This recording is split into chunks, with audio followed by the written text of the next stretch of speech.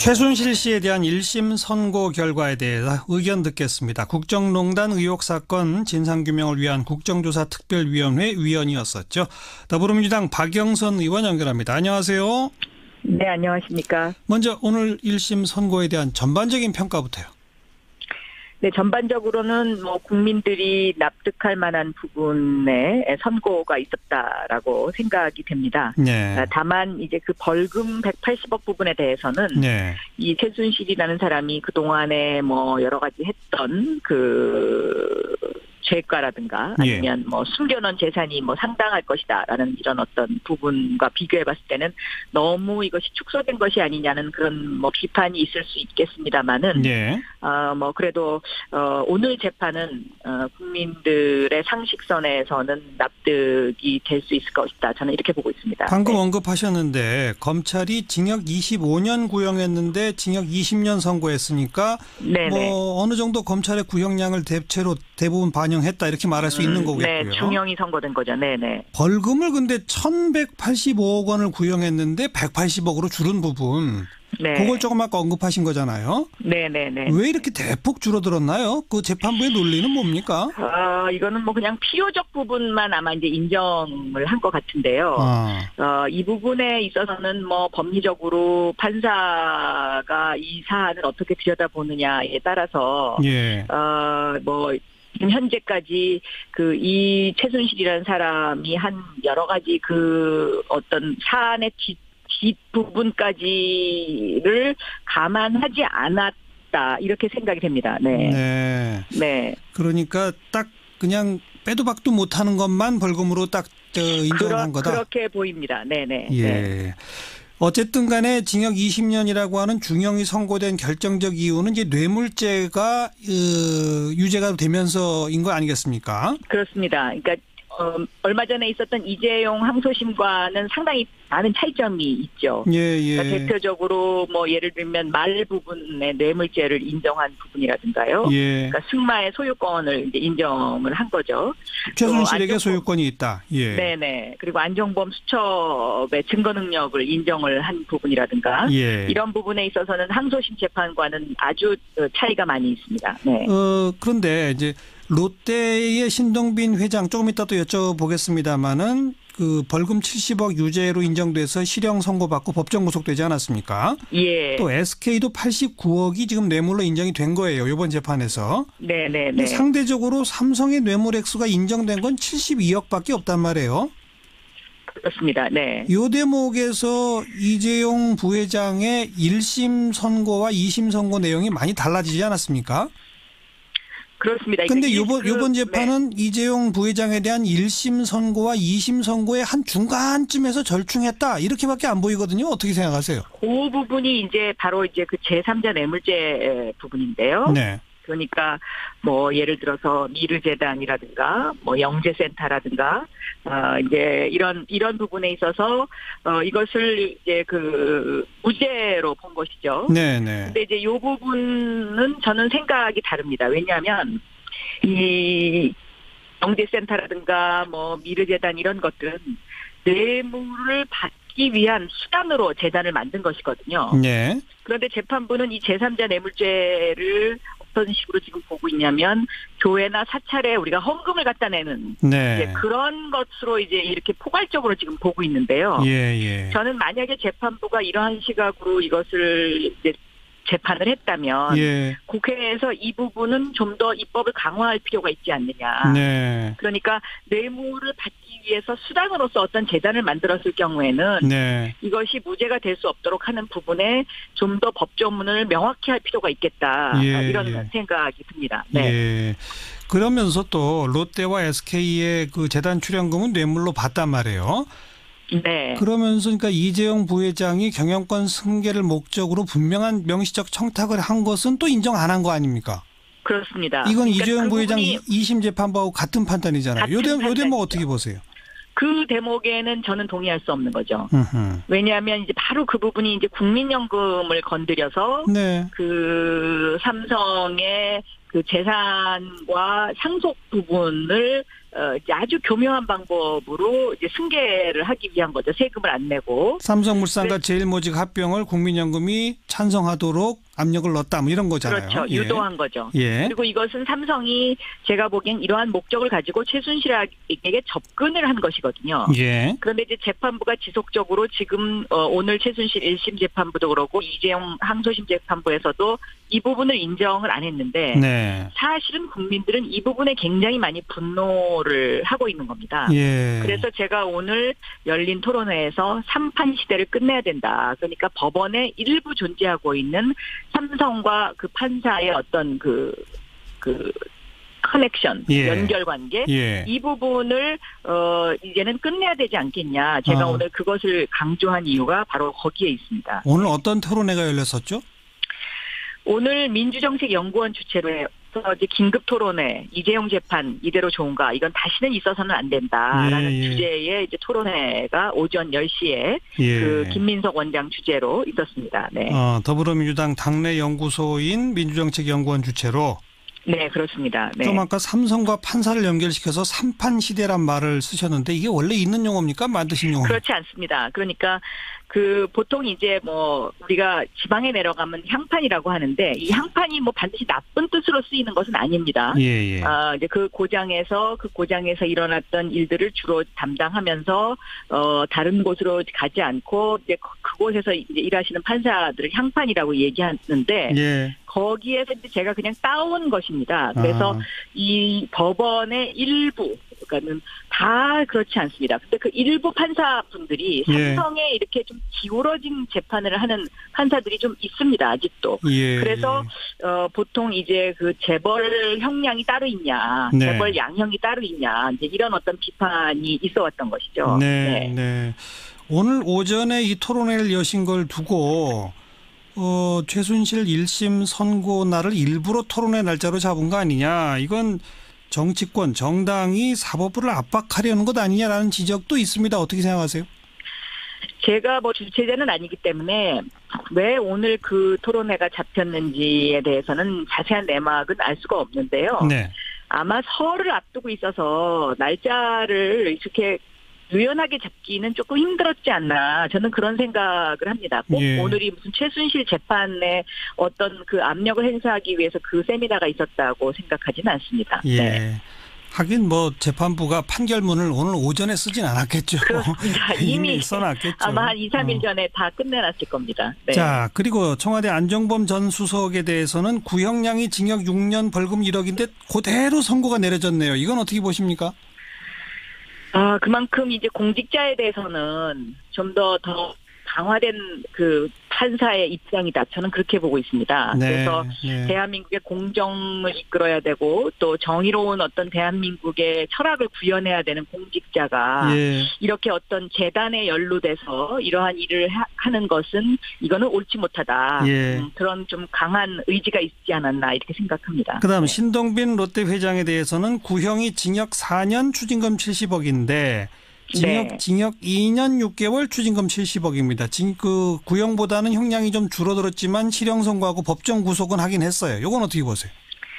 저는 일단 실형이 선고됐다는 것을 좀 유념해서 볼 필요가 있겠다. 네. 왜냐하면 이 실형 선고라는 이 부분이 일단은 롯데와 다른 재벌과의 어떤 좀 약간 차이점도 있고요. 예. 그래서 요 부분은 2심에서 요것이 어떻게 될지 좀 더 유념해서 봐야 되는 부분이 아닌가 이렇게 예. 생각이 되고 있습니다. 네. 보통 재벌 회장한테 1심에서 이렇게 2년 6개월 정도 하면 2심 가서 집행유예로 나오는 경우가 많더라고요. 그렇습니다. 네. 그러니까, 그래서 이것을 좀 더 유념해서 좀 앞으로 더 지켜봐야 되는 부분이다라는 생각이 듭니다. 네. 그리고 이번 선고 내용 아까도 질문에 있었습니다마는 이재용 부회장에 대한 1심 선고에서 인정된 것과 2심 선고에서 인정된 것 사이에 중간 정도란 말이에요. 예. 그럼 이게 이재용 부회장 대법원 재판에도 무슨 영향을 미치나요? 이런 선고가? 저는 조금 영향은 있을 거라고 생각합니다. 그러니까 대법원에서 아마 이재용 부회장의 선고와 관련해서 굉장히 치열한 논쟁이 있을 것 같은데요. 예. 적당한 선에서 지금 이번 선고를 내리지 않았나 저는 그렇게 보고 있습니다. 예, 그러니까 예. 지난번 항소심이 국민들한테 너무나 지나친 비판을 받았기 때문에 예. 그 비판은 좀 면하면서 그렇다고 해서 이재용 부회장이 이 대법원에 가서 완전히 이것을 파기환송할 수 있을 정도의 그런 강한 재판은 또 피하면서 예. 뭐 이런 어떤 그 굉장히 그 경계를 드나드는 아하. 그런 재판을 지금 했다 이렇게 생각합니다. 네. 네. 자, 오늘 최순실 씨에 대한 징역 20년 선고를 보면 박근혜 전 대통령에 대한 선고는 어떻게 예상하십니까? 저는 여기도 중형이 나오지 않을까 그렇게 생각하고 있습니다. 왜냐하면 안종범 부분도 공직자라는 부분이 강조되지 않았습니까? 네. 그리고 최순실 부분도 20년의 중형이 내려졌기 때문에 예. 박근혜 대통령도 저는 이건 중형을 할 수밖에 없지 않나 이런 예. 생각이 듭니다. 그러니까 그 중형이라고 하는 게 최순실 씨 20년보다도 셀 수밖에 없는 거 아닌가요? 어떻게 보세요?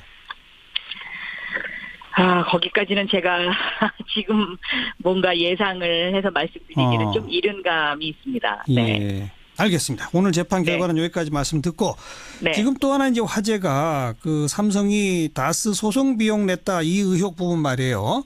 예, 이명박 전 대통령 부분요. 예, 네. 예. 여기에 대해서 박영선 의원께서는 삼성 입장에서 볼 때 최순실 정유라 말 사건하고 이명박 다스 변호사 비용 대납 사건이 아주 유사한 형태로 진행됐다라고 언급하셨던데 무슨 뜻입니까? 저는 만약에 검찰의 그 수사가 만약에 이것이 사실로 밝혀지면은 네. 이거는 뇌물이다라고 보고 있습니다. 네. 그러니까 그 삼성이 다스의 변호사 비용을 대납해 준 것은 결과적으로 다스가 이명박 대통령의 것이라고 생각했기 때문에 예. 그것을 대납을 해줬지. 예. 그렇지 않고는 그 왜 대납을 해주겠습니까? 예. 그런 관점에서 제가 말씀을 드린 것입니다. 그러니까 네. 다스가 이명박 전 대통령 거니까 거기에 대납해 주면 이명박 전 대통령이 뭔가 내 요구를 들어줄 거다 이거단 말이죠.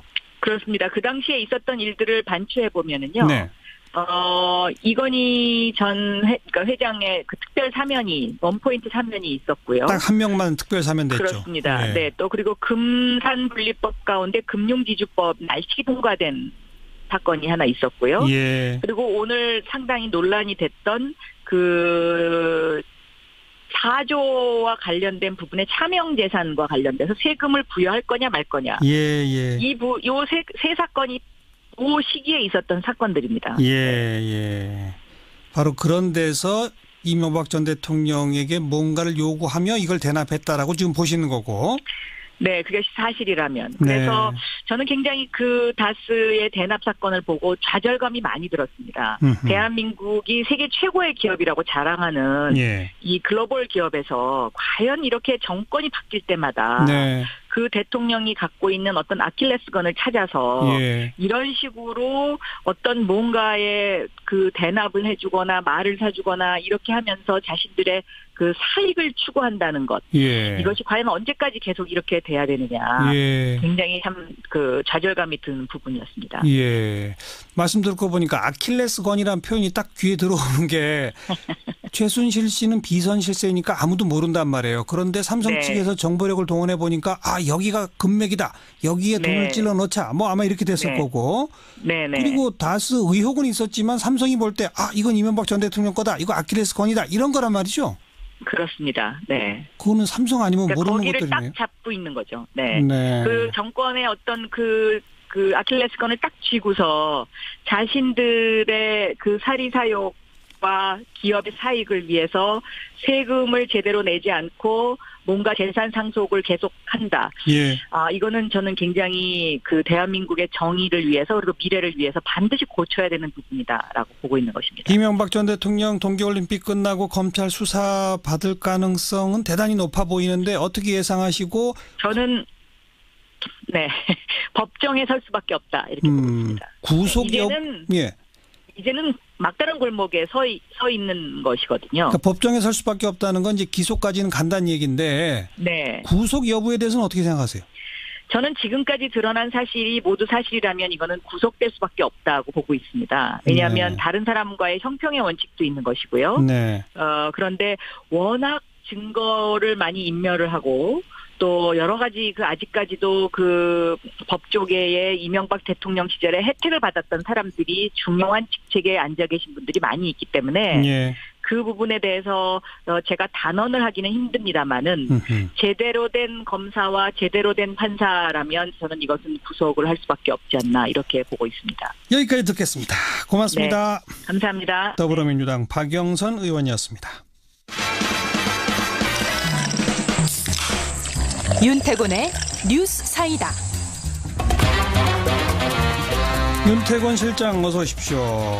네, 안녕하세요.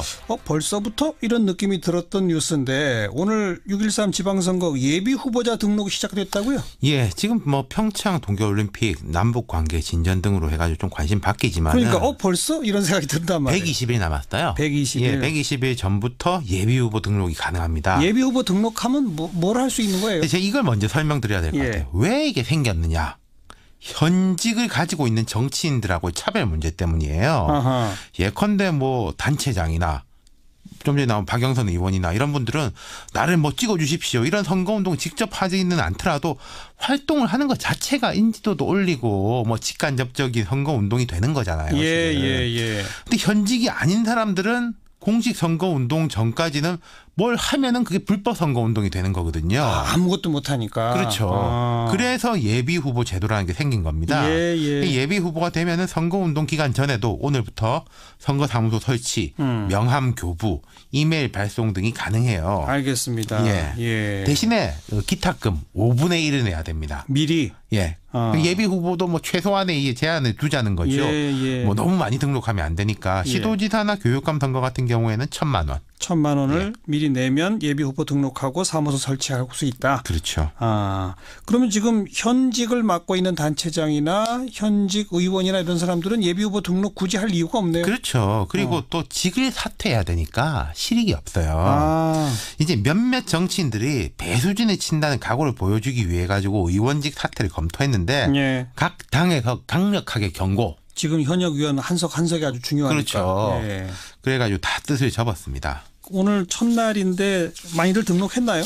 그러니까 조금 인지도가 떨어지는 분들이 주로 했고 또 이제 지역별로 조금 다른데 보면은 이제 서울시장 같은 경우에는 녹색당 신지혜 후보 유일하게 등록했습니다. 유일하게?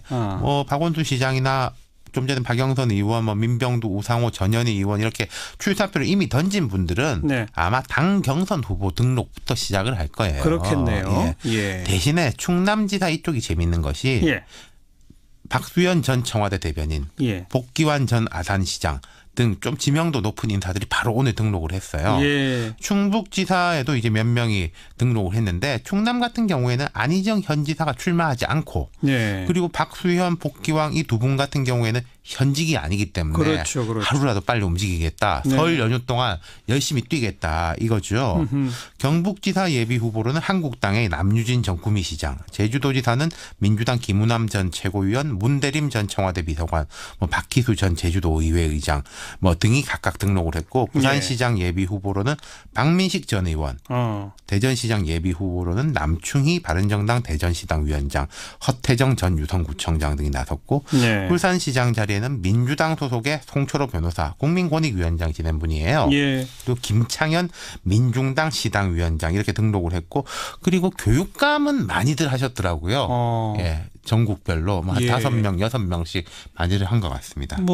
예비 후보의 기탁금이 1,000만 원이니까 이것도 상당한 돈이긴 하지만 매우 거액이라고까지 하기는 그렇고. 그렇죠. 말하자면 1,000만 원 내고 설 기간 하루라도 빨리 움직이겠다 이런 거죠. 그런데 쭉 지금 몇몇 이름을 소개해 주신 걸 보니까 확실히 현역을 갖고 있는 사람들은 굳이 할 이유가 없다 해서 그런지 딱 귀에 익은 사람들 이름은 그렇게 많지는 않네요. 그러니까 이분들 같은 경우에 인지도를 하루라도 높이겠다. 또 설 연휴 기간 동안에 지역에서 시장 같은 곳에서 샅샅이 돌겠다. 이런 전략인 거죠. 그러니까 예비 후보 오늘 안 한 분들은 제 생각에는 내일까지는 아마 다 할 거예요. 설 때 움직여야 그렇죠. 되니까. 그때도 안 하시는 분들은 저 뒤에 이제 각 당 후보 경선 때 그때 아마 할 겁니다. 그러니까 보면은 이제 본격적인 선거 분위기라는 게 아마도 설 지나서 조금 더 보자면은 올림픽 폐막 이후 그리고 또 좀 보자면은 지금 남북 관계 진전하고 뭐 이게 어떻게 되느냐로 또 쏠릴 가능성이 높아요. 국민적 관심이 거기에 그렇죠. 집중되니까. 그렇다면은 이게 예.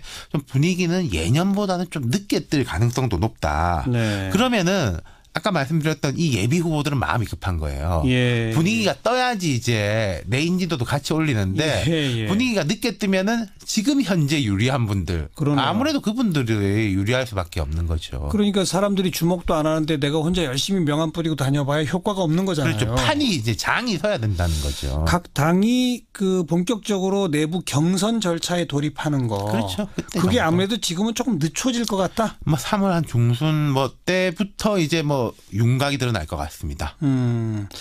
그래요. 그러면 아직은 뭐 선거 분위기 뭐 이런 말 할 단계는 아닌 거고 그렇죠. 예. 오늘은 그냥 예비 후보자 등록이라는 뉴스가 나오는데 그게 왜 나오는 예, 건지. 120일 남았다 한번 예. 일깨워드리는 거고요. 네, 예. 수고하셨습니다. 감사합니다. 윤태권 실장이었습니다. TBS 김효은 기자 어서 오세요. 네, 안녕하세요. 첫 소식은요? 네, 어제 평창 동계올림픽 스노보드 하프파이프 소식 전해드렸었는데요. 예. 오늘도 이 종목으로 하루 종일 실검에 오른 선수가 있어서 첫 소식으로 가져와 봤습니다. 어제 실검의 높은 순위는 미국 클로이 킴 선수였는데 네. 오늘은 누구예요? 네, 미국의 숀 화이트 선수입니다. 오늘 남자 하프파이프 예선에서 98.5점으로 완벽에 가까운 점수를 받아 29명 가운데 1위로 결선에 진출했습니다. 네. 그런데 이 선수가 얼마나 기량이 뛰어난 선수냐면요. 2006년 토리노, 2010년 밴쿠버 동계올림픽에서 금메달을 땄고요. 4년 전 소치에서는 4위에 그치면서 아쉽게도 메달을 놓쳤지만 여하튼 이 종목에서 두 차례나 100점 만점을 받은 유일한 남자 선수라는 점에서 예. 내일 결선에서 금메달 가능성이 높습니다. 대단히 높군요. 네, 그래서 그리고 여기서 화이트 선수랑 관련된 햄버거 일화를 잠깐 좀 소개를 해드릴까 하는데요. 네. 혹시 100만 원짜리 햄버거 드셔보셨습니까? 말도 안 되죠. 무슨 100만 원짜리 햄버거를 먹어요. 네, 그 하프파이프 경기장 인근에 수제 버거집이 있는데요. 예. 이곳에서 100만 원짜리 햄버거를 판매하고 있다고 합니다. 실제로요? 메뉴판에 그렇게 적혀 있다는데요. 네, 그 메뉴 이름이 플라잉 토마토입니다. 실은 숀 화이트의 별명이 플라잉 토마토인데요. 네, 햄버거 가게 사장이 화이트의 열성 팬이라서 화이트가 자신의 가게를 방문해 주길 바라는 마음에서 이런 메뉴를 만들었다고 합니다. 그래서 플라잉 토마토 햄버거 옆에 100만 원 이렇게 써놨단 말이죠. 네. 아무도 주문은 안 했을 거고. 그렇겠죠. 예. 네, 그래서 화이트 선수가 하도 이제 주변에서 너만을 위한 버거를 파는 데가 있다. 네. 이런 얘기를 전해 듣고 호기심이 발동해서 지난 11일에 마침내 이 가게를 직접 방문했습니다. 그래서 100만 원짜리 그 플라잉 토마토를 주문했어요? 네, 화이트 선수가 이제 자신만을 위한 그 햄버거를 주문하긴 했는데 예. 식당 주인이 애당초 판매용이 아니라면서 돈을 받지는 않았다고 하고요. 하하. 네, 화이트 선수가 극진한 한 끼 식사를 대접받고 갔다고 합니다. 그러니까 이 햄버거집 사장은 플라잉 토마토를 내가 너무 좋아하니 이 햄버거 먹으려면 최소한 100만 원은 내야 합니다 정도로 존중감을 표현한 거군요. 그렇죠. 네네. 정말 기분 좋았겠네요. 근데 자기가 이렇게 존경하는 선수가 직접 찾아와 줘서. 네. 네, 재밌네요. 다음 소식은요. 네, 이번에도 햄버거 관련 소식인데요. 지난해 5살 어린이가 맥도날드 햄버거를 먹고 용혈성 요독 증후군, 이른바 햄버거병에 걸려 신장장애를 갖게 됐다는 언론 보도가 있었죠. 예, 그래서 고소했었죠. 네, 당시 피해 아동 부모가 한국 맥도날드를 고소했었는데요. 예. 오늘 검찰이 회사 측과 임직원을 불기소 처분했습니다. 불기소. 왜요? 네, 맥도날드 햄버거와 피해 사이의 인과관계를 입증할 수 없었다는데요. 검찰은 피해자가 섭취한 돼지고기 패티가 설익었었는지 여부는 시료가 남지 않아서 확인할 수 없었다. 이렇게 밝혔습니다. 네. 그런데 이번 수사에서 한 가지 중요한 사실이 드러났습니다. 뭡니까? 네, 장출혈성 대장균 오염 우려가 있는 패티가 한국 맥도날드에 납품된 것으로 확인이 됐습니다. 오염 우려 있는 패티가 납품된 것까지는 확인됐다. 네, 그래서 그런데 이 어린이가 먹은 게 진짜 그렇게 오염됐는지는 시료가 없어서 확인할 수 없다. 네, 그렇습니다. 네, 그래서 검찰이 그 축산물 위생관리법 위반 혐의로 해당 제조업체 관계자 3명을 불구속 기소했는데요. 네. 그 업체는 오염 가능성이 높은 그 패티 수십 톤을 유통했다고 합니다. 그럼 그걸 공급받은 맥도날드는 왜 책임이 없어요? 네, 일단은 그 의무 검사에 대해서 좀 설명을 드려야 될 것 같은데요. 예. 돼지고기 패티는 의무 검사를 꼭 받아야 되는데 예. 쇠고기나 다른 종류의 패티가 함께 생산되는 경우에는 검사가 면제된다고 합니다. 그러니까 어쨌든 의무 검사를 피한 이 업체에 1차적으로 이제 책임이 있는 건데요. 네. 이제 문제는 맥도날드 매장은 식품위생법상 휴게 음식점으로 분류돼서 햄버거에 대한 검사 의무가 없습니다. 아, 또 그래요? 네, 그래서 결과적으로는 맥도날드만 제조나 안전관리 이런 책임에서 비껴나 있는 건데요. 네. 제도 개선이 필요해 보입니다. 빨리 해야 되겠네요. 네. 마지막 소식은요. 네, 경남 밀양 송전탑 반대 주민들이 문재인 대통령에게서 받은 명절 선물을 개봉할 수 없다면서 오늘 기자회견장에 이 선물을 들고 왔습니다. 아, 이유는요? 네, 이 기자회견이 감사원의 공익감사 청구인을 모집하겠다는 기자회견을 하는 그런 자리였는데요. 예. 이 밀양 송전탑 반대 주민들이 이제 13년째 이 송전탑을 철거하기 위해서 싸우고 계시거든요. 예. 그런데 주민들은 문 대통령이 대선 후보 시절부터 탈원전 정책을 표방했으니까 신고리 원전 건설 계획도 백지화시킬 수 있겠다. 그래서 그렇게 되면 송전탑도 뽑아낼 수 있겠다. 이렇게 기대를 했었는데. 그 밀양 송전탑이 신고리 원전 전기를 육지로 옮기는 거니까. 네, 맞습니다. 그런데 이제 공론화 과정을 거치지 않았습니까? 맞아요. 그래서 신고리 원전 5, 6호기 공사를 재개하는 쪽으로 결정이 났죠. 그랬죠. 예. 네, 그래서 주민들이 상당히 이제 실망을 했는데 청와대에서 지난 추석에 이어서 이번 설에도 밀양 이 반대 주민들에게 선물을 보냈다고 합니다. 네. 그런데 이제 주민들은 선물은 참으로 감사하다. 하지만 아직은 이 선물을 개봉할 수 없다. 이렇게 예. 밝히면서 공약 이행을 요구하고 있습니다. 실망감의 표현이었군요. 네, 수고하셨습니다. 네, 감사합니다. 김효은 기자였습니다. B급 며느리라고 여러분 들어보셨습니까? 요즘 조용히 관객들의 공감을 이끌어내는 독립영화이면서 다큐멘터리입니다. 개봉 3주인데 상영관이 확대되고 있다고 그래요. 고부 갈등 문제를 정면에서 다룬 다큐멘터리라서 그런지 지금 설 연휴 앞두고 더 관심이 가네요. 그래서 오늘 스튜디오에 좀 초대해봤습니다. 이 영화에서 이 두 여인 사이에 낀 남편이면서 영화 감독입니다. 선호빈 감독, 어서 오십시오. 안녕하세요. 안녕하세요. 선호빈입니다. 네, 결혼한 지 몇 년 되셨어요? 제가 이제 만으로 6년이 넘었습니다. 6년. 네. 아이는? 아이는 7살이고요. 아, 결혼하자마자 낳으신 거네요. 네, 그러니까? 그렇습니다. 예. 아이도 만으로는 아직 6살이고요. 그렇죠. 네. 그런데 내가 이걸 영화로 좀 해야 되겠다는 걸 언제부터 생각하시기 시작한 거예요? 그거는 이제 결혼 한 3년 차 정도 됐을 때 이제 진영이 저희 아내 이름이 김진영인데 여주인공. 네, 여주인공 이름이 예. 진영이가 선언을 했어요. 시댁에 가지 않겠다. 아예 안 간다? 네.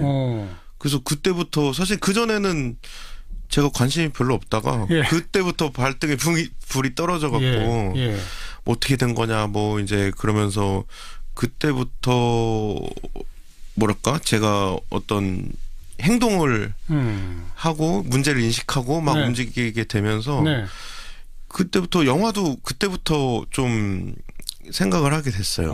네. 결혼 3년 지내면서 아내가 어머니한테 안 가겠다.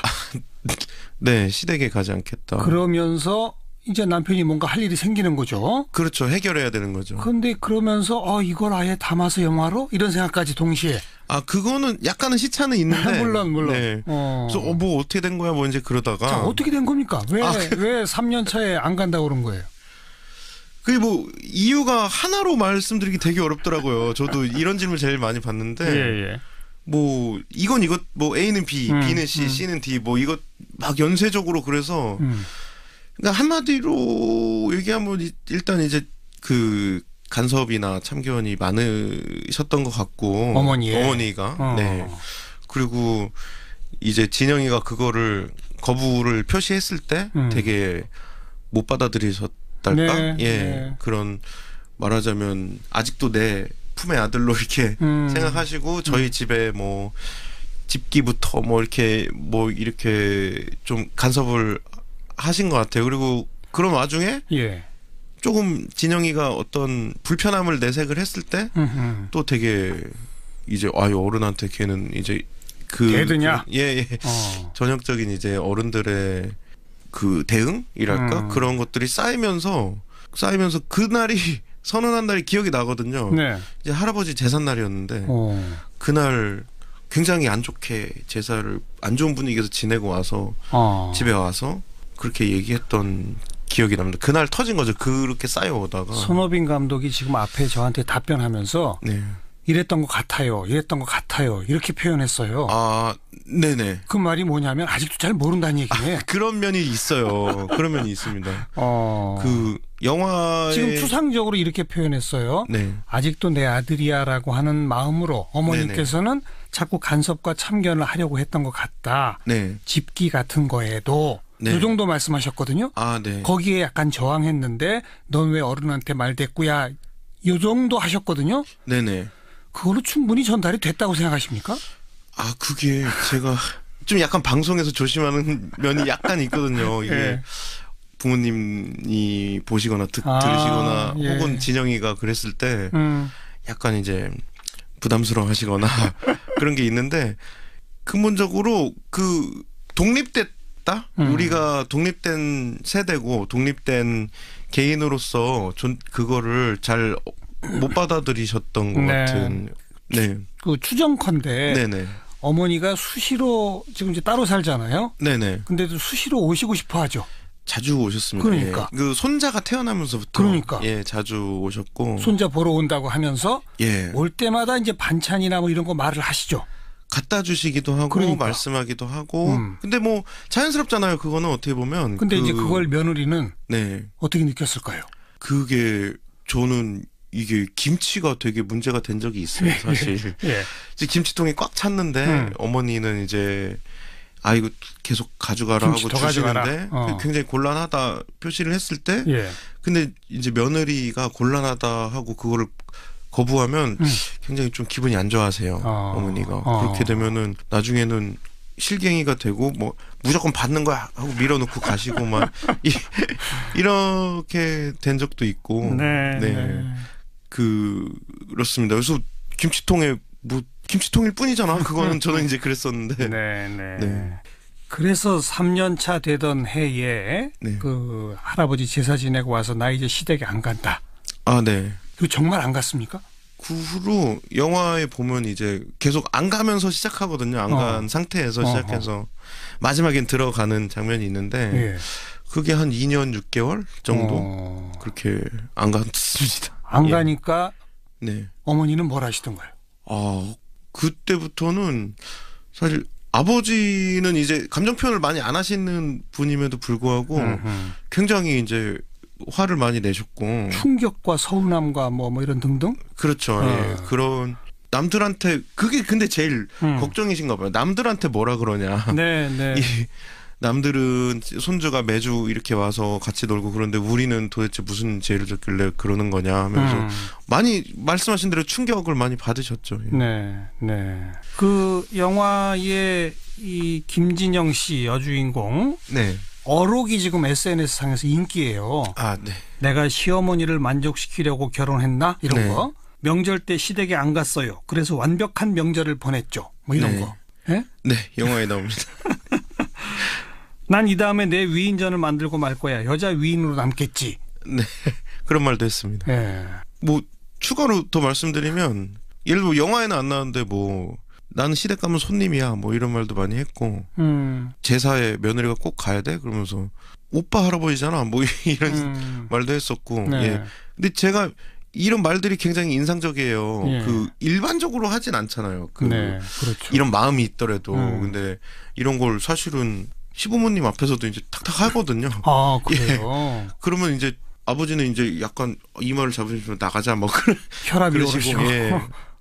더 이상 뭐랄까 얘기를 하기 싫어하시는 그런 건데 저는 이게 제가 사실은 영화를 만들겠다고 생각한 거는 요 포인트가 컸어요. 그 진영의 질문 방식이 네. 어떻게 보면 황당하지만 어떻게 보면 또 훨씬 근본적인 질문 같다는 생각이 들었어요. 저는 따지고 보면 원칙적인 질문이죠. 굉장히 교과서적인. 예. 그래서 아무도 묻지 않는 이런 방식으로 묻는 게 오히려 이 명절은 뭐고 가족은 뭔가 하고 약간 바라볼 수 있는 계기가 될 것 같고 그 질문에 그리고 제가 답을 못 하겠더라고요. 예. 그 답을 찾는 과정일 수도 있어요, 영화가. 그래서 그게 매력적이어서 영화를 만들게 된 게 있습니다. 그런데 이걸 영화로 만들겠다 그러면 아내가 시어머니한테 이게 뭐라고 따박따박 질문하고 뭐 말대꾸하고 하는 장면, 네네. 거기에 시어머니가 뭐라고 반응하는 장면 등등을 체증하듯이 이게 카메라에 담아야 되잖아요. 네네. 그죠? 네. 그리고 담아내셨잖아요. 네네. 그걸 담겠다고 할 때 시어머니와 며느리의 반응이 뭐였습니까? 사실 이제 며느리인 저희 그 아내 김진영은 별로 개의치 않았어요. 별로 뭐 찍으려면 찍어. 네.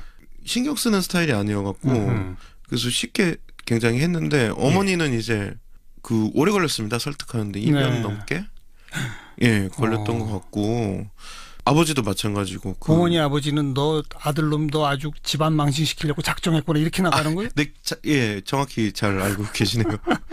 그래서 왜냐면 체면을 되게 중요하게 생각하고 그러니까요. 남들한테 항상 남들 걱정하시거든요. 그렇죠. 남들한테 뭐라 그러냐. 너 이번에 안 오면 또 남들한테 뭐라 그러냐. 그 걱정하시는 분이니까 어디 이거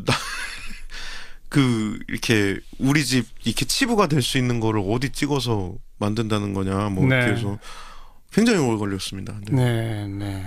본인도 진짜 힘들었죠. 그때 저는 사실 결혼하기 전에는 이렇게 사는 게 이렇게 힘든 건지 몰랐어요. 당연하죠. 몰랐습니다. 예. 그래서 약간 경외감이 생겼어요. 제가 결혼 한 10년, 20년 차 넘으신 분들한테 그 경외감이 생겼고 그분들이 이렇게 선배 감독들이 이제 소스를 같이 보기도 하고 그러거든요. 감독끼리. 그러면 놀라지도 않아요. 별로. 잘 살고 있네 그러더라고요. 어느 집에나 있는 문제야? 네. 우리 집보다 잘 사네 이런 식이 많고 그래서 아니 도대체 얼마나 처절하게 살길래 그런 걸까 그러면서 좀 많이 생각을 했습니다. 어떻게 하셨어요? 그러니까 단도직입적으로 이 며느리와 시어머니지만 감독 입장에서 보면 어머니와 아내잖아요. 네네. 누구 편 들었어요? 저는 그렇게 물어보면 사실 제 편이었어요. 그냥 저는 제가 생각할 때 맞는 걸 맞다고 하고 그냥 사안에 따라서 네 그렇죠.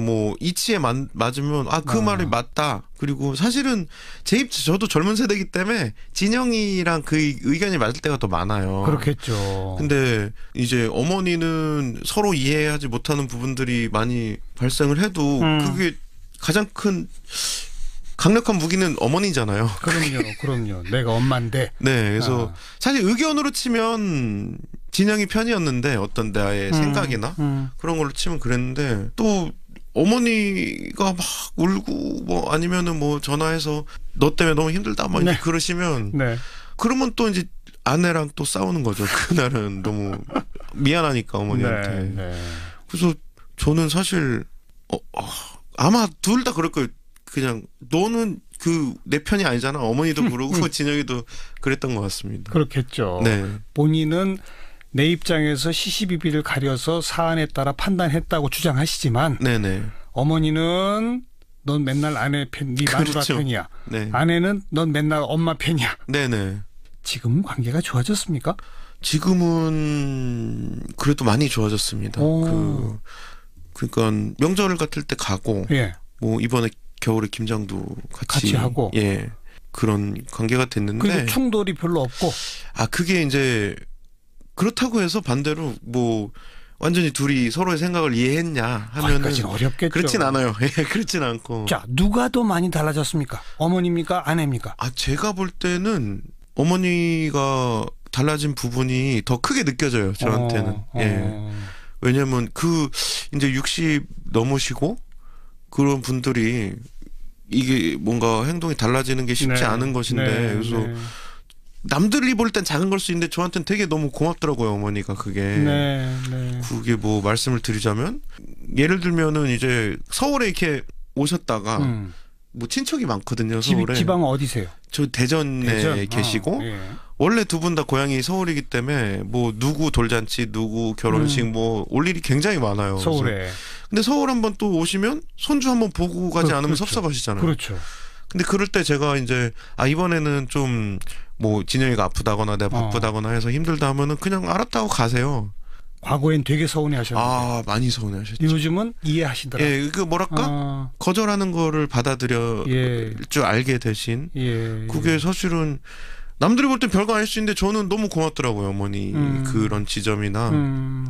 아내도 그걸 고마워하나요? 진영이도 느꼈기 때문에 자기도 이제 가는 거거든요. 시댁에. 그런 어떤 조금씩 변화되는 게 있었어 갖고 네. 오래 걸리긴 했습니다. 그런 한 발짝 두 발짝 뭐 이렇게 하면서. 그러면서 아내도 조금씩은 더 달라졌겠죠? 맞습니다. 그래서 자기도 그렇게 좀 여유를 주니까 그전에는 이제 사실 좀 부모님들이 성급하신 게 있어갖고 한 일주일이 2주가 멀다 하고 막 전화가 오셨어요. 네. 야, 어떻게 이럴 수가 있냐 니네. 이제 그러면서 그리고 제가 이제 직업이 불안하니까 많이 도와주실 때도 있거든요. 그러면은 너네 돈은 그렇게 빌려가고 그럴 수가 있냐? 그러면서 이제 그러다가 뭐 화도 냈다가 아까처럼 우시기도 했다. 그러면 또 부부싸움 한번 하는 거거든요.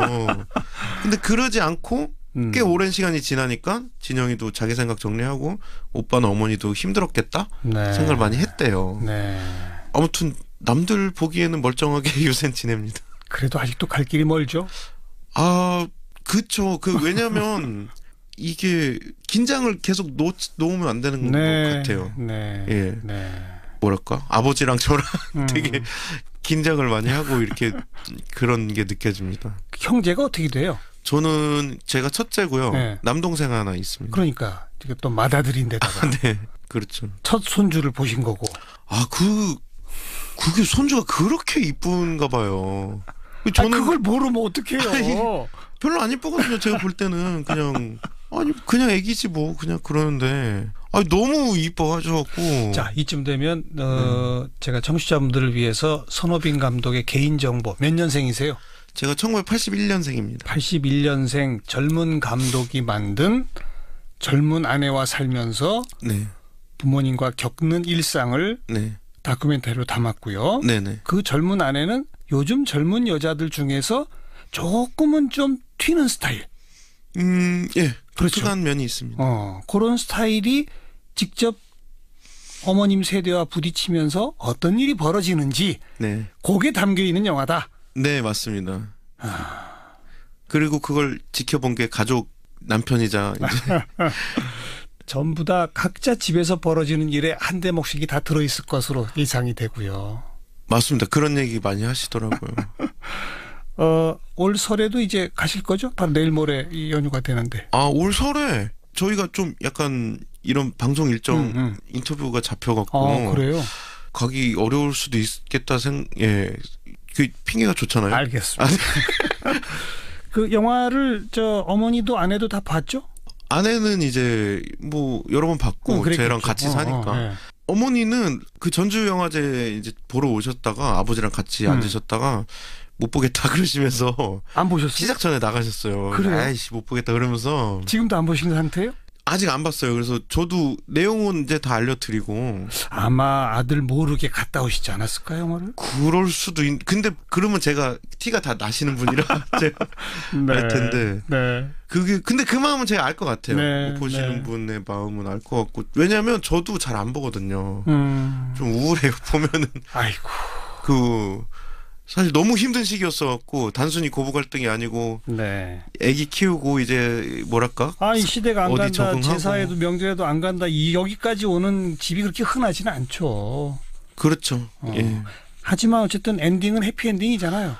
그래도 이렇게 저는 이 영화를 성장 영화라고 생각하는데 모든 구성원이 조금씩 성장해서 작은 해피엔딩 이 정도는 된 것 같은. 마지막 그 말씀이 결론입니다. 모두가 조금씩 변화하고 성장해야 한다. 이거 아니겠습니까? 그런 것 같습니다. B급 며느리 만드신 손호빈 감독 함께 만났습니다. 고맙습니다. 고맙습니다.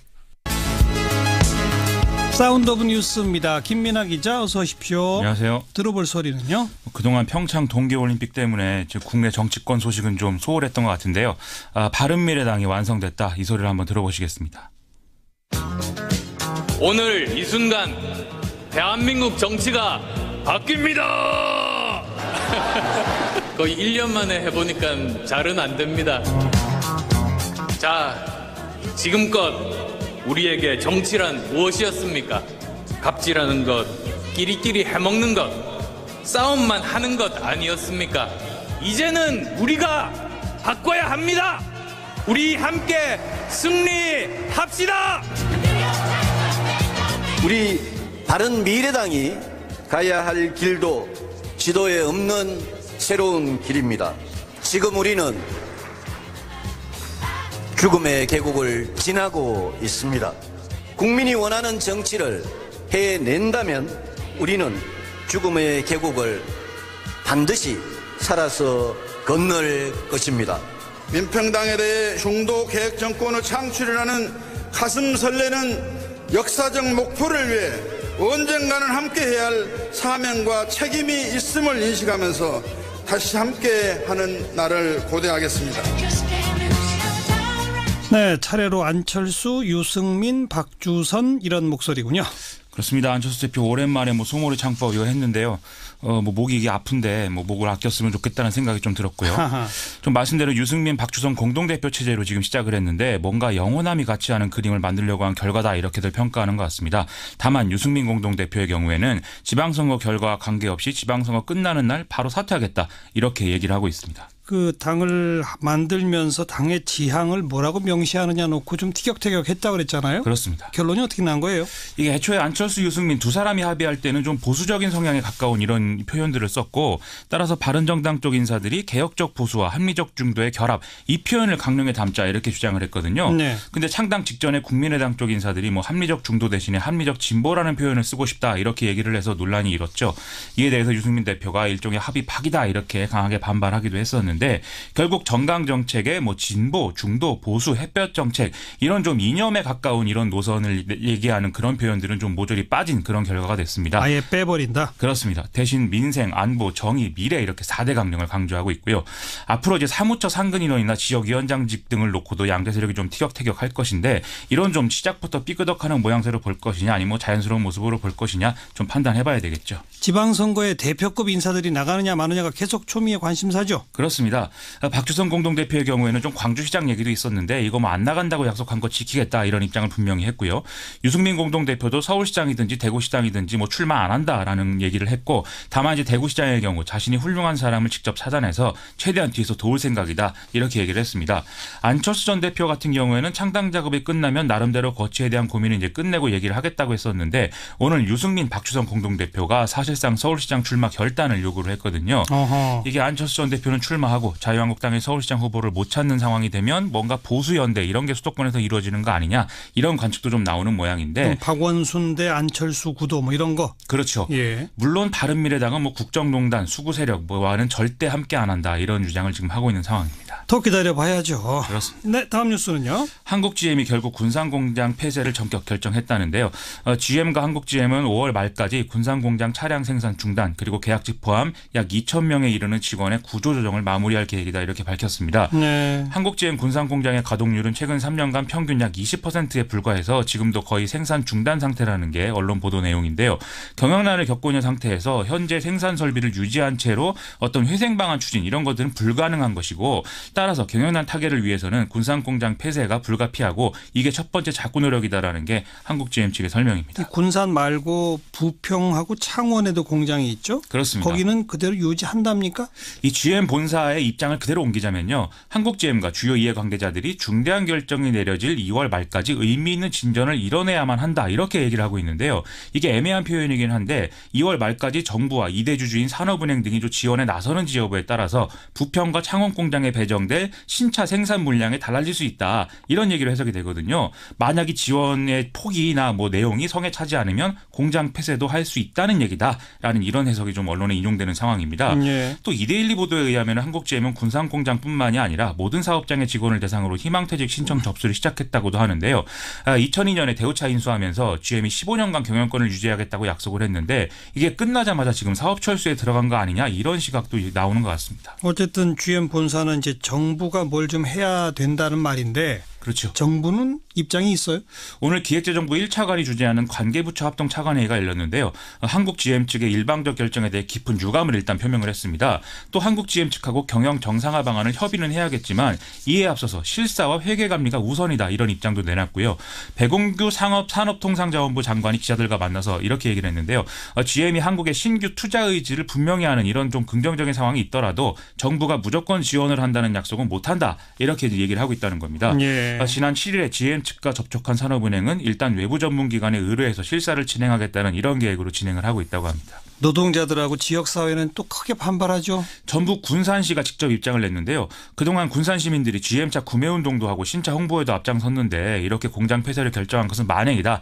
1만 3천여 명 근로자와 협력업체 직원의 생계가 달려있으니만큼 고용승계를 전제로 매각을 추진해라 이렇게 주장을 하고 있습니다.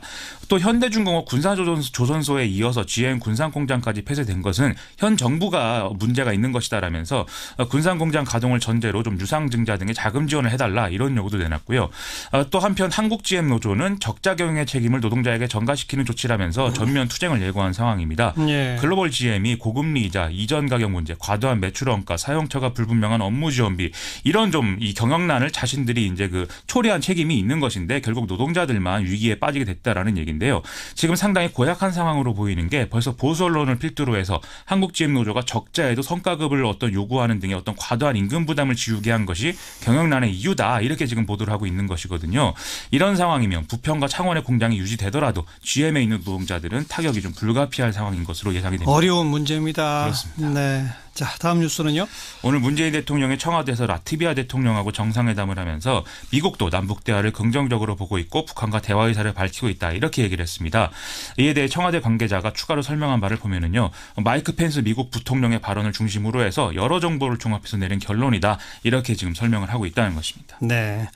청와대는 이제 이번 평창올림픽에서의 성과를 앞으로 남북대화 등등으로 계속 이어가기 위한 차곡차곡 준비를 해나가는 그런 과정이다. 이 정도로 봐야 될 것 같네요. 그렇습니다. 수고하셨어요. 고맙습니다. 김민아 기자였습니다.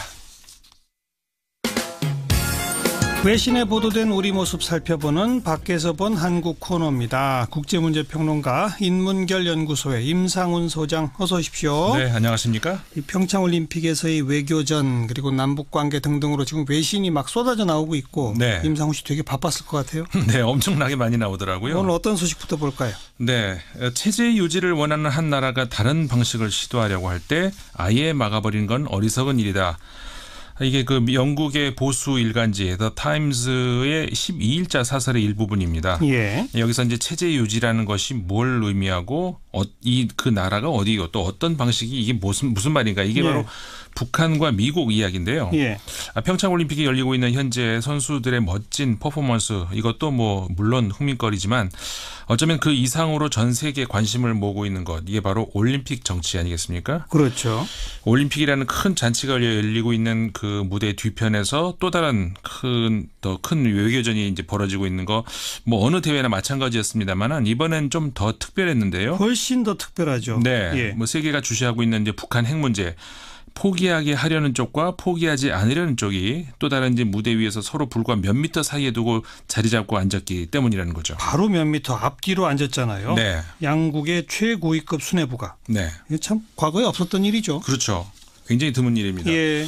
그런데 그렇기 때문에 더더욱 이들의 일거수일투족이 그 외교적인 메시지로 비춰지기도 하고 어떤 전략적인 행동으로 비춰졌던 건데 모두가 주목하는 시선 속에서 미국은 펜스 부통령이 출발하기 전에부터 공언을 했었죠. 강한 압박과 우방국들과의 공조를 통한 봉쇄 이런 방패를 가지고 입장을 했고요. 예. 반면에 북한은 올해 초 신년사에서 김정은 위원장이 밝혔듯이 뭐 갑자기 전술을 바꿨죠. 대화라는 아주 달달한 창을 가지고 입장을 했습니다. 예. 그 무대의 호스트는 물론 문재인 대통령이었고요. 미국의 펜스 부통령은 입국 전부터 미리 일본을 먼저 들려서 도착을 했고 평창에 와서도 이동할 때마다 아베 총리와 함께 움직였고요. 예. 그러면서 평창에 모인 시선이 북한으로 향하지 못하도록 자신이 할 수 있는 모든 퍼포먼스를 보여줬습니다. 네. 결과는 외신들이 전하고 있듯이 미국과 펜스 부통령의 완패였고요. 미국 언론들은 김영남, 김여정 복식조의 절제된 퍼포먼스에 대해서 강력한 금메달 후보다. 성공적 데뷔전 뭐 이런 표현으로 펜스 아베 복식조를 압도했던 것을 인정을 했습니다. 참 표현이 재밌네요. 펜스 아베 복식조 대 김영남 김여정 복식조. 그 표현은 제가 한 거고요. 그러니까 예. 금메달 후보, 성공적 데뷔전 이런 것들이 외신에서 나온 표현입니다. 그리고 미국 언론들이 펜스 부통령이 좀 잘못된 태도를 취했다, 아주 불만스러운 평가를 많이 냈다면서요? 네, 그렇습니다. 근데 전략적 실패를 이제 인정을 한 건데요. 네. 일단 이 선수 구성부터 잘못됐다 이런 비판이 나왔습니다. 예를 들어서 이제 펜스 부통령이라는 선발 투수의 맞대응 형식으로 북한이 김영남 상임위원장이라는 타자를 썼죠. 예.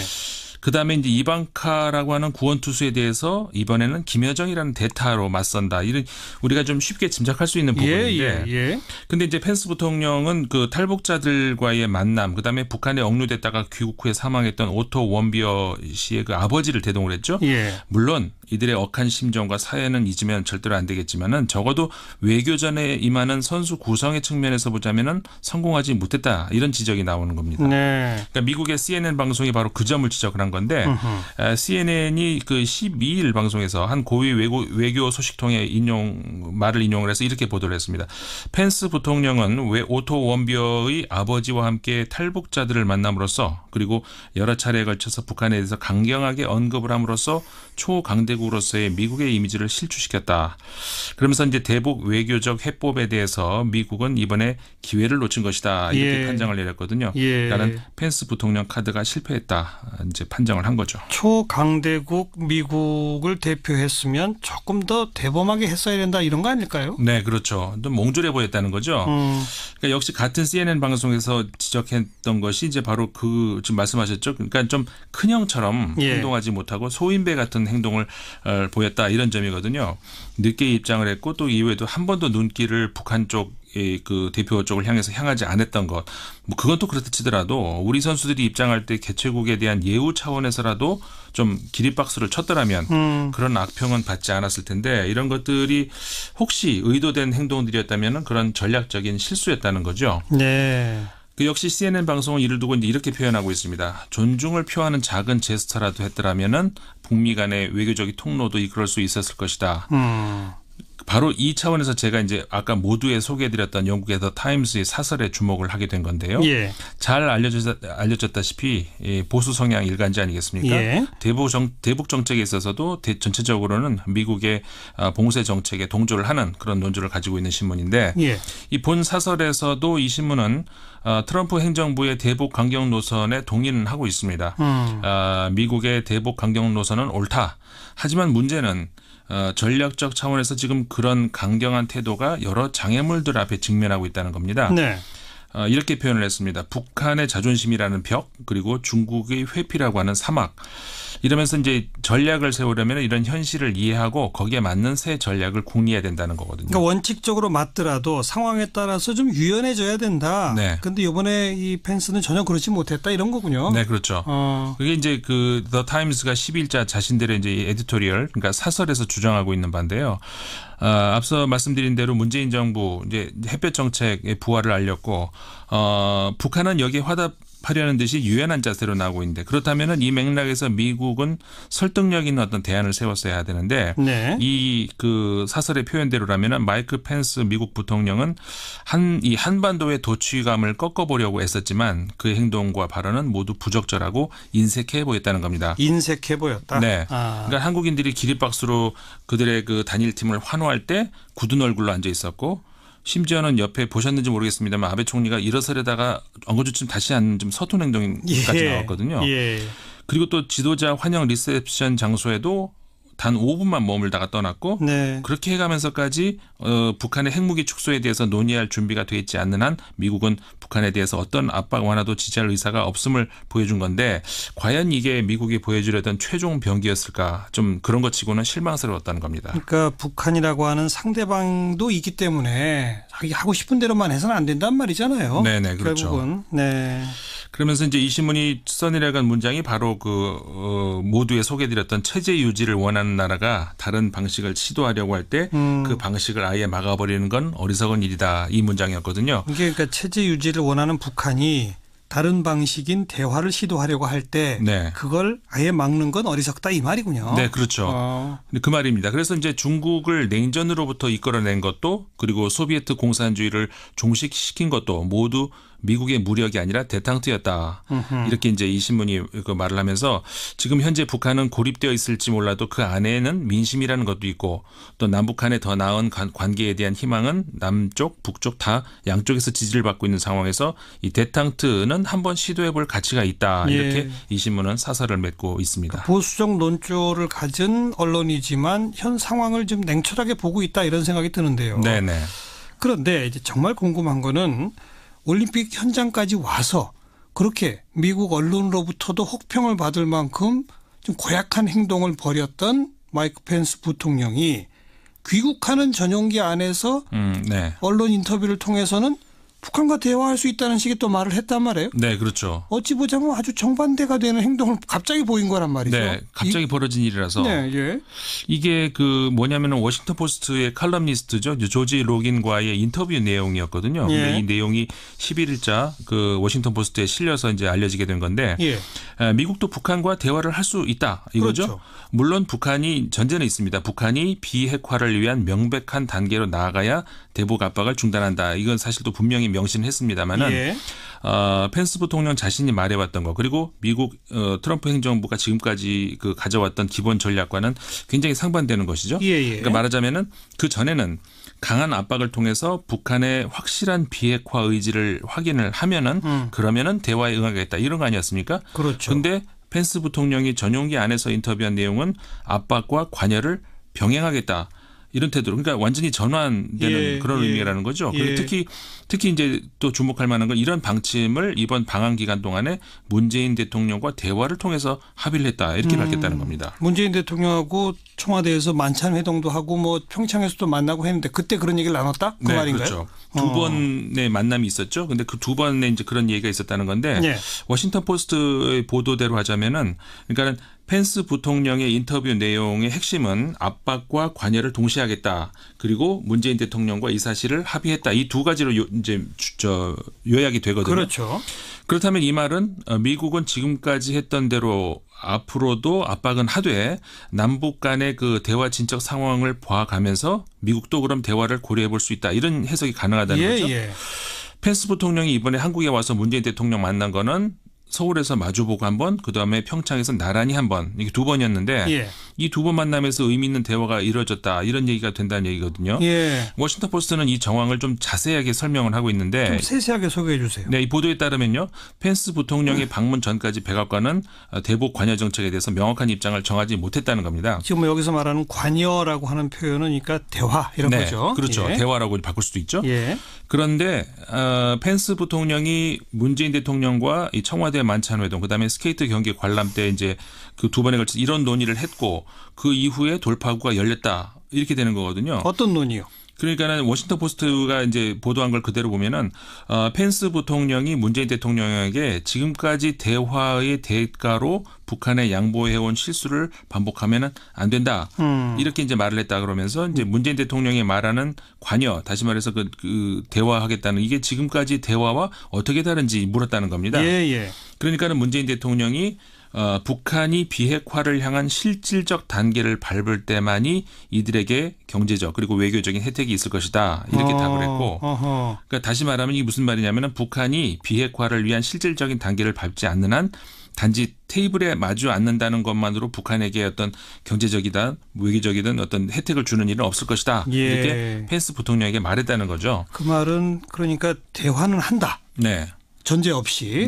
하지만 대화를 한다는 것만으로 뭔가 양보하진 않겠다. 그렇죠. 북한이 뭔가 행동하면 우리도 그만큼 뭐 혜택을 준다. 그런 식으로 대변을 했다. 네, 그렇죠. 대화에 대한 대가로 뭔가를 지불하는 건 없을 거라는 거죠. 대화 자체만으로의 대가는 없다. 그렇죠. 그리고 이제 문재인 대통령이 북한 측에도 이렇게 얘기를 했다는 겁니다. 미국하고 대화를 해야 된다. 북한과 미국도 대화해야 한다. 이거를 이제 북한한테 요구를 했다고 이제 이 말을 펜스 부통령에게 전달을 한 거죠. 그러면서 올림픽 이후에 평양과의 외교 해법에 펜스 대통령이 이 말을 듣고서 여기에 이제 확신이 들었다 이런 거거든요. 그러면서 이 신문은 이 펜스 부통령은 이렇게 말을 했다는 거거든요. 이번에는 지난 20년과는 좀 다른 것 같다. 이렇게 인터뷰에서 말했다. 이렇게 이제 전해진 겁니다. 근데 이게 이제 미국으로 돌아가는 전용기 안에서 이루어진 인터뷰였잖아요. 트럼프 대통령하고는 합의가 된 걸까요? 그게 이제 아직은 좀 지켜봐야 되는 겁니다. 어허. 그러니까 이 펜스 부통령의 인터뷰가 알려지면서 미국에서도 여러 반응들이 나왔거든요. 네. 한쪽에서는 이 발언이 트럼프 대통령과 조율이 안 된 발언일 거다 이렇게 말했다는 보도도 좀 나왔는데 조율이 안 됐을 거라고 하는 보도가 있어요? 네네. 예. 네, 미국에서 이제 그런 보도가 나왔습니다. 예. 그러니까 과거에도 이런 일이 있었죠. 틸러슨 미국 국무장관이 좀 유화적인 제스처를 보였다가 바로 트럼프 대통령에게 제재를 받는 일이 있었지 않습니까? 그때도 네. 바로 그 틸러슨 국무장관이 한 발언이 조건 없는 대화 네. 이런 말을 썼어요. 네네. 그러니까 거기에 대해서 백악관이 그거 아니다라고 한 거란 말이에요. 그렇죠. 지금하고 이제 똑같은 얘기인데. 그렇죠. 예.